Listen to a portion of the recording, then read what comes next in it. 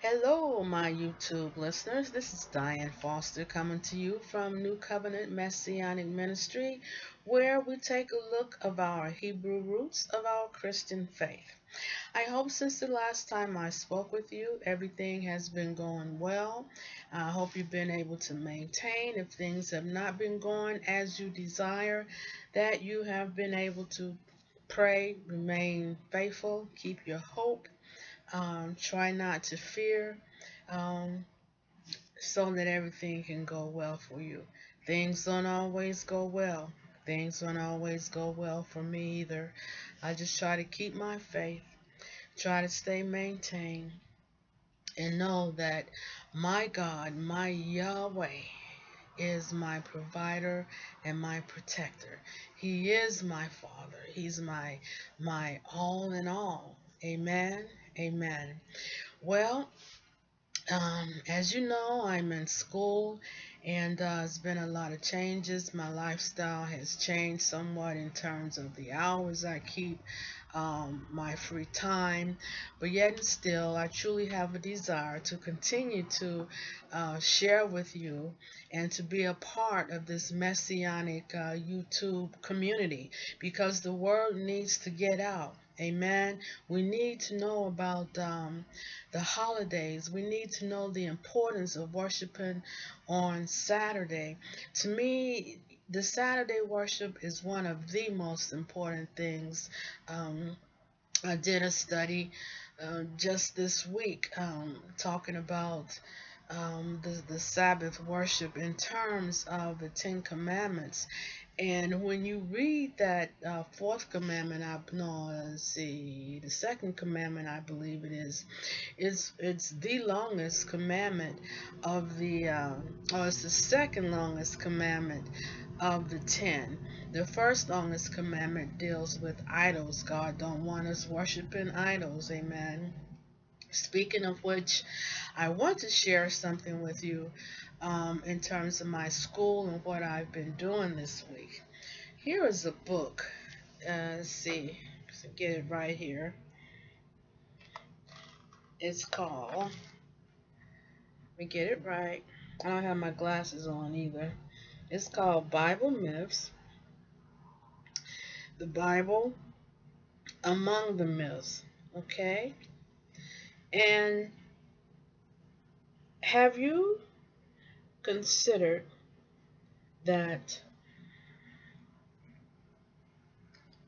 have you considered that there are some out there that try to put the Bible in the same category as mythology? I never really considered that. I knew that there were some that were perhaps against the Bible and that did not like the Bible, but to say that the Bible um, can be categorized or defined as myth is something that actually it was mind-boggling for me, and I had to write that in my paper.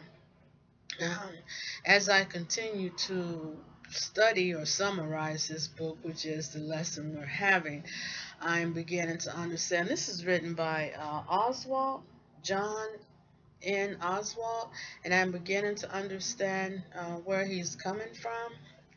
This is a little awkward to me because I'm using the camera on my computer, which I don't normally do. This is my first time. So I'm having to go at this a little bit differently. But anyway, there are some that are doing that. They want to categorize the Bible as myth simply because some say that the biblical stories have a lot of similarities to the mythological stories, like the story of Enuma Elish. You may have heard of it, the Sumerian gods, the Mesopotamian gods that deal with Enki and Murdoch and so forth. And being that that history is older than biblical history, some are wanting to say that the Bible borrowed um, from their mythology.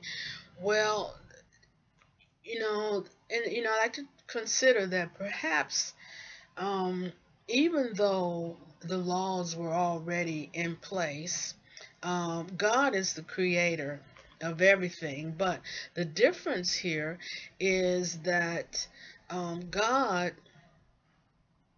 has his interaction with people totally different than what the mythological gods are.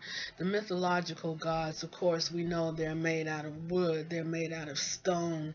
They do not interact with the people, whereas God Himself is the creator. I guess you could say He created everything. Not guess, you could say He did. He created everything.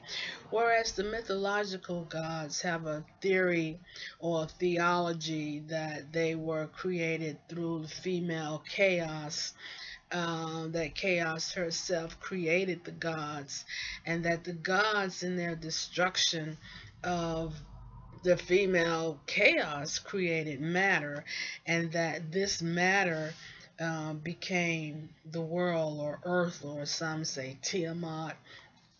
And but we know that God Himself is the creator. God was not, His source did not come from chaos.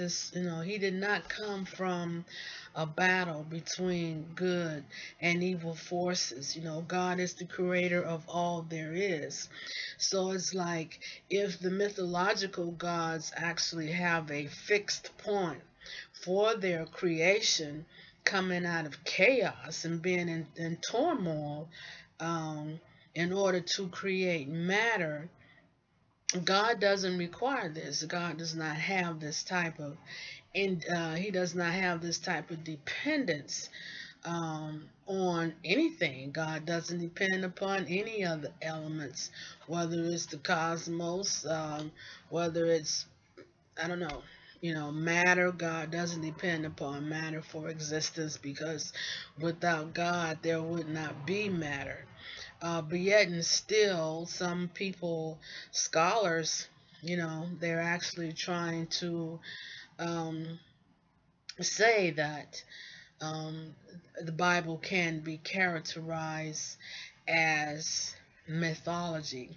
When I first began reading this book, like I said, I was kind of disturbed, but I can appreciate it more now, to think that, it keeps me from, or others from, being persuaded that it's a possibility that the Bible can be categorized as myth, because there are quite a few similarities, in terms of the laws, the ethical codes.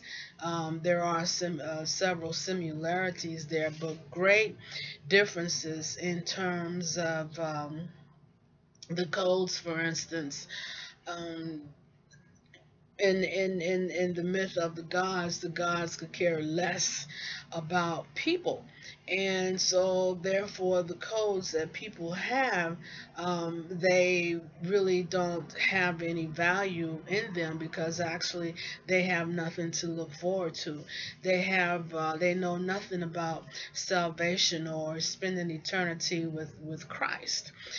So life is just like one continuous cycle. The gods care nothing about humans, whereas our God, our holy Creator God, Yahweh, all there is, was, or will be, loves us, and He interacts with us. We have human experience with Him, and we know our God is real. Amen.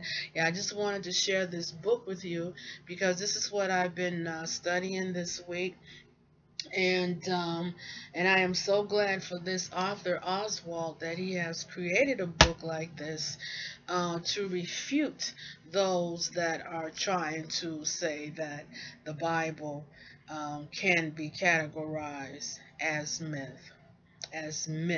Okay. um, I have to go. Got to get back to my work. I hope this video has been of some substance and some good for you. Consider this. And it's not an easy read, but it's a very good read if you want to spend your time with it to see what it's all about. I think it's a $20 book. And yeah, this is called The Bible Among the Myths by John H. Oswald. This is what the cover looks like. Hope you have a good week.